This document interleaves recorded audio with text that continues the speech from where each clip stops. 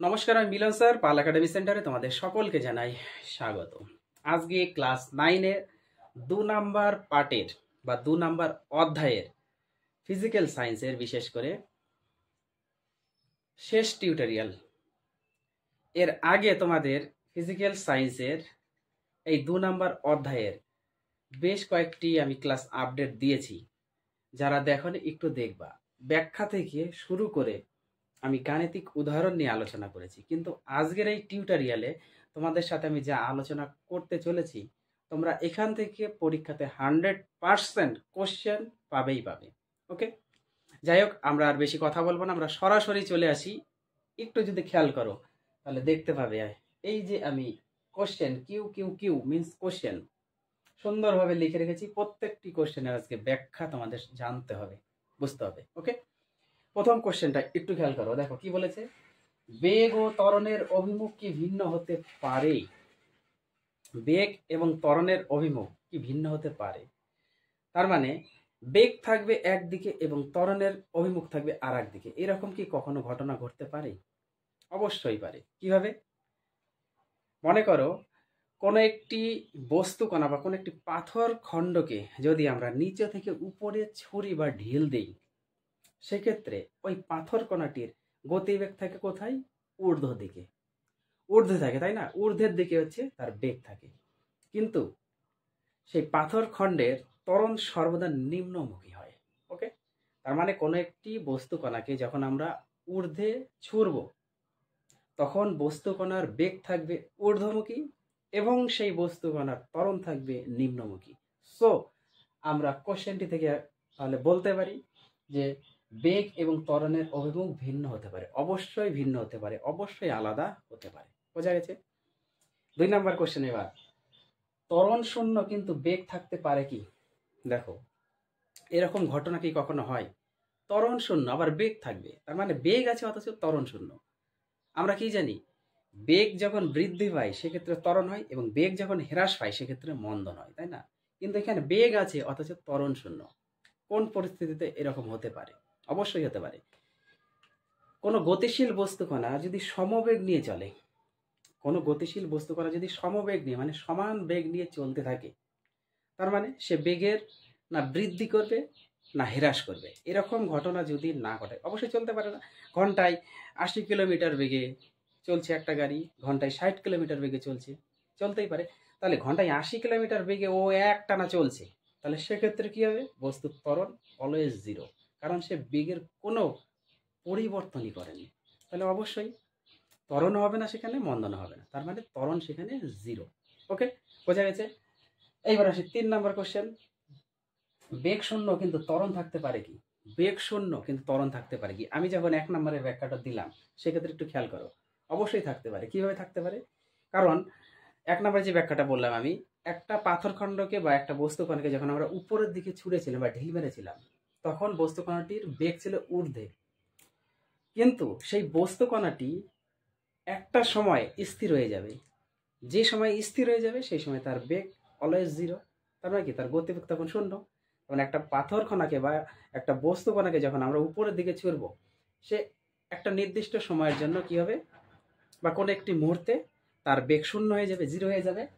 কিন্তু ত্বরণ ত্বরণ কিন্তু তার নিম্নমুখী হয়েই থাকবে। ওকে, তাহলে এরকম ঘটনা অবশ্যই ঘটছে। তাহলে সেক্ষেত্রে আমরা বলতে পারি যে বেগ শূন্য কিন্তু ত্বরণ থাকতে পারে, এটার পারে। ওকে, 3টে কোশ্চেনেরই থাকতে পারে, কিন্তু ব্যাখ্যাটা তোমাদের একটু লিখতে হবে। ওকে, এইবার আসি মেইন যে টপিকস তোমাদের এই অধ্যায়ে যেটা পরীক্ষাতে থাকবে। এখান থেকেও বলা যাবে না কি দিবে না দেবে, কিছু বলা যাবে না, কিন্তু তোমাদের একটু বুঝতে হবে। দ্রুতি বেগ নিয়ে আমি লিখে রেখেছি, তোমাদের পার্থক্য তৈরি করতে হবে। আর একটা ত্বরণ এবং মন্দন নিয়ে পার্থক্য তৈরি করতে হবে। আমরা কি জানি দ্রুতি কাকে বলে? দ্রুতি মানে কি? একক সময়ে বস্তু কণা যতটা দূরত্ব যায় তাকে বলা হয় দ্রুতি। আর বেগ হচ্ছে গতিশীল বস্তু কণার কি হয়? সময় সাপেক্ষে সরণের হারকে বলা হচ্ছে বেগ। তাহলে আমরা লিখতে পারি না? প্রথমে আমরা একটু দ্রুতি লিখে নিই। তার মানে কি? 1 নম্বরে আমরা একটু লিখি দ্রুতি কাকে বলে। একক সময়ে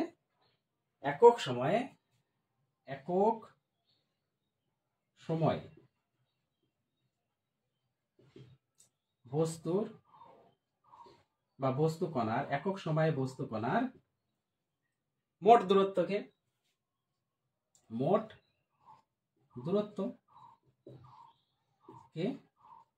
বলা হয় দ্রুতি। ওকে, তার মানে একক সময়ে বস্তু কণার মোট দূরত্বকে আমরা বলি হচ্ছে দ্রুতি। বেগ আমরা কাকে বলি? কোন গতিশীল বস্তু কণার সময় সাপেক্ষে সরণের হারকে বলা হয়, এটা দিলে হবে। কিংবা যদি দাও কোন গতিশীল বস্তু কণা না দিয়ে যদি দিতে পারো যে সময় সাপেক্ষে সরণের হারকে বেগ বলে, এটা দিলেও হবে। সময় সাপেক্ষে গতিশীল না দিলেও চলবে। ওকে, বা সময় সাপেক্ষে সরণের হারকে, চলো এটা না দিলেও চলবে, কোনো অসুবিধা নেই। তোমাদের একটু সোজা করে দিই, গতিশীল বস্তু কণা না দিলেও চলবে, কাটবে না, কোনোটি কাটবে না। সময় সাপেক্ষে সরণের হারকে, ওকে, সরণের হারকে বলা হয় বেগ। ওকে, পরিষ্কার? এবার 2 নম্বরে যদি আমরা একটু লিখি, দ্রুতির ক্ষেত্রে দ্রুতির মান আছে কিন্তু দিক বা অভিমুখ নেই। দ্রুতির মান আছে কিন্তু দিক বা অভিমুখ নেই। সুতরাং দ্রুতি একটি স্কেলার রাশি। দ্রুতি একটি স্কেলার রাশি, তাই না? এই কারণে দ্রুতি একটি স্কেলার রাশি। বেগের ক্ষেত্রে বেগের মান ও অভিমুখ দুটোই আছে, সো বেগ একটি ভেক্টর রাশি। তো তোমরা এটা একটু লিখে নেবে, আমি সরাসরি লিখে দিলাম বেগ একটি ভেক্টর রাশি। কারণ বেগের মান ও অভিমুখ দুটোই আছে, সেই জন্য বেগ একটি ভেক্টর রাশি। তো তোমরা খাতাতে একটু পরিষ্কার করে লিখবা। এবার 3 নম্বরে যদি আমরা আসি, দূরত্বের ক্ষেত্রে গড় দূরত্ব কখনো শূন্য হতে পারে না। ওকে, গড় দূরত্ব কখনো শূন্য হতে পারে না। গড় দূরত্ব কখনো শূন্য হতে পারে না। 3 নম্বরে যদি আমরা আসি, গড় বেগ শূন্য হতে পারে। গড় বেগ শূন্য হতে পারে। এছাড়া আরো আছে, তোমরা আরো দিতে পারো, আমি 3টে কিন্তু দিয়ে দিলাম, আরো আছে, আরো দিতে পারো। যেমন দ্রুতির ক্ষেত্রে যদি আমরা লিখি এসআই পদ্ধতিতে দ্রুতির একক কি হবে? Metre oblique second. Okay, SI এতে যদি আমরা লিখি, দেখো 4 নম্বরে যদি লিখি এসআই এ মিটার অবলিক সেকেন্ড, এবং সিজিএস এ যদি আমরা লিখি, সিজিএস হচ্ছে সেন্টিমিটার অবলিক সেকেন্ড, হয়ে গেল। এবার বেগের ক্ষেত্রে যদি আমরা 4 নম্বরে লিখি, দেখো এসআই কি হচ্ছে বেগে, সেম এসআই এর ক্ষেত্রে মিটার অবলিক সেকেন্ড, এবং সিজিএস এর ক্ষেত্রে দুটোর একক সেম, সেন্টিমিটার অবলিক সেকেন্ড। দিতে পারো, যদি তোমাদের 2 নম্বর দিয়ে দুটো দিবা, 3 নম্বর দিলে 3টে, 4 নম্বর দিলে 4টে। তো এর থেকে তোমাদের হায়েস্ট 3-এর উপরে দেয় না, 3 নম্বরে 3টে দিলে যথেষ্ট। আশা করি তোমাদের বোঝা গেছে দ্রুতি বেগ নিয়ে। এইবার আসি আমরা ত্বরণ আর মন্দন নিয়ে একটু।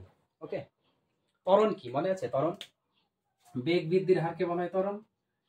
বেগ বৃদ্ধির, ওকে, বেগ বৃদ্ধির হারকে বলা হয় ত্বরণ, তাই না? এটাতে আমরা লিখতে পারি বেগ হ্রাসের হারকে বলা হয় মন্দন। ওকে, পরিষ্কার? তাহলে ত্বরণ মন্দন আমরা জেনে গেছি। 2 নাম্বার কি আরো দিতে পারি আমরা? 2 নম্বরে ত্বরণ থাকলে বস্তুর বেগ বৃদ্ধি পায়। ত্বরণ থাকলে বস্তুর বেগ বৃদ্ধি পায়। মন্দন থাকলে বস্তুর বেগ হ্রাস পায়, মন্দন থাকলে বস্তুর বেগ হ্রাস পায়। ওকে, হয়ে গেল। 3 নম্বরে আমরা লিখতে পারি, 3 নম্বর লিখতে পারি ত্বরণ ধনাত্মক, ত্বরণ ধনাত্মক আর মন্দন 3 নম্বরে দিকে লিখতে পারি মন্দন ঋণাত্মক। ওকে, মন্দন ঋণাত্মক, তাহলে ত্বরণ হয়ে গেল ধনাত্মক, মন্দন হয়ে গেল ঋণাত্মক। এছাড়া তোমরা একক দিয়ে দাও, দুটো সেম একক। কারণ এই যে যদি আমরা একটু লিখি যে সিজিএস পদ্ধতিতে 4 নম্বরে যদি আমরা আসি, যেমন এসআই হচ্ছে মিটার অবলিক সেকেন্ড স্কয়ার, আর সিজিএস এ যদি করি সেন্টিমিটার অবলিক সেকেন্ড স্কয়ার। ওকে, এটাতে যদি আমরা একটু আসি 4 নম্বরে, এটাও সেম। এসআই হচ্ছে মিটার অবলিক সেকেন্ড স্কয়ার, আর সিজিএস এ যদি আমরা করি সেম, দুটোর ক্ষেত্রেই এর একক সেম, ত্বরণ এবং মন্দনের একক দুটোর ক্ষেত্রে same. Okay, SI metre oblique second square, CGS এ সেন্টিমিটার অবলিক সেকেন্ড স্কয়ার। তাহলে এই হচ্ছে তোমাদের সরণ, দ্রুতি, বেগ, ত্বরণ এবং মন্দনের টোটাল চ্যাপ্টার আজ থেকে ক্লোজ। যারা দেখোনি তারা দয়া করে একটু দেখবা, এর বাইরে কোনো কোশ্চেন আসবে না তোমাদের। আর যতগুলি আমি অঙ্ক করিয়েছি প্রত্যেকটা অঙ্ক যদি তোমরা এই অধ্যায়ের একটু প্র্যাকটিস করো, আমার মনে হয় না যেভাবেই যে বেসিকের উপরই ডিপেন্ড করে তোমাদের দিক না কেন প্রত্যেকটা অঙ্ক তোমরা করতে পারবা, যদি তোমাদের এই অধ্যায়ের প্রত্যেকটা বেসিক একটু মাইন্ডের মধ্যে তোমরা গুছিয়ে নিতে পারো। আমি যেভাবে বেসিকগুলো আলোচনা করেছি আমার মনে হয় না যে তোমরা কোথাও আটকাবে। যাই হোক, আজ থেকে তোমাদের শেষ হয়ে গেল, আবার আমি দেখা করব পরবর্তী পার্ট নিয়ে। তাহলে আজকের মতো এখানেই শেষ করছি।